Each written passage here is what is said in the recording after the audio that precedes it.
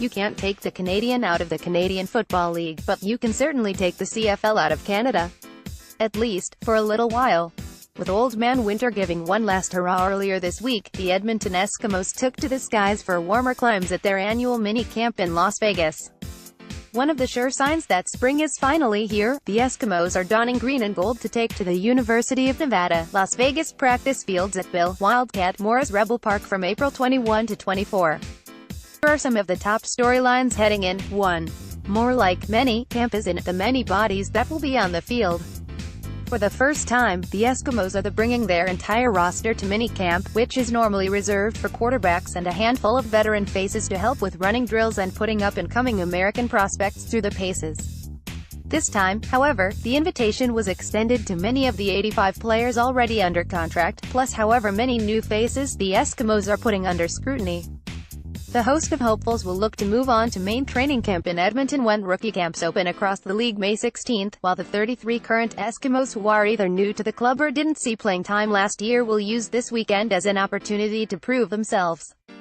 Edmonton Eskimos players J.C. Sherritt and Mike Riley relax of a moment during practice on Friday, June 9, 2017, at Commonwealth Stadium in Edmonton. 2. Back in the Saddle minicamp will take place without the participation of any Eskimos whose season was cut short by injury. That's no small number, given the Eskimos' hurt parade in 2017 led to the CFL's first injured salary list that topped the $1 million mark. Veteran middle linebacker J.C. Sherritt was one of the lucky ones, if you can call it that, to return to practice in the playoffs after suffering an Achilles injury on opening day. Others weren't as fortunate. His kicked off a snowball of injuries that eventually caught up to the team after a 7-0 start that was made even more impressive the longer it went on and the more replacements ended up being fielded.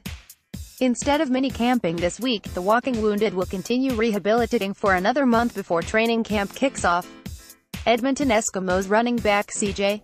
Gable on the run against the Toronto Argonauts during CFL action at Commonwealth Stadium in Edmonton, October 14, 2017. 3. Backfield battle. A week after Sherritt went down, running back John White followed with a season-ending knee injury. It ushered in a turnstile of replacement backs, who had varying amounts of success, along with injury struggles of their own, while contributing to the top net offense in the league. But nobody made a bigger impact than C.J. Gable, who landed with the Eskimos in a trade from the Hamilton Tiger Cats on October 2, on the way to averaging 88 rushing yards the rest of the way in through the playoffs. Safe to say, it's Gable's job to lose. White, meanwhile, was released in December, only to be signed back on Feb. 15. Assuming they can only keep one in the salary cap, White's got some ground to make up. Especially after missing nearly 2 full seasons over the past 3 years due to injury. Calgary Stampeders quarterback Bo Levi Mitchell, 19, gets sacked by Edmonton Eskimos Almondo Sewell, 90, during first-half CFL action in Edmonton on September 9, 2017. 4. D-line in the standings are going to look different up front on Edmonton's defense this year. No more Odell Willis or Philip Hunt. No more Marcus Howard or his replacement, John Chick, either. Not one of them was under the age of 32, unlike the youth movement that's about to take over everywhere but the spot locked down by perennial CFL All-Star defensive tackle Almondo Sewell. Free agent pickup Alex Bazzi, 27, Willis trade acquisition Jake Serezna, 23, and practice roster up-and-comers Devontae Fields, 24, and Darius Allen, 26, will look to make a mark, while Canadian Kwaku Boateng, 22, will build on an outstanding rookie season. It's a new era for the unit that acted as the tip of the spear while leading the charge to the Eskimos' last Grey Cup championship in 2015.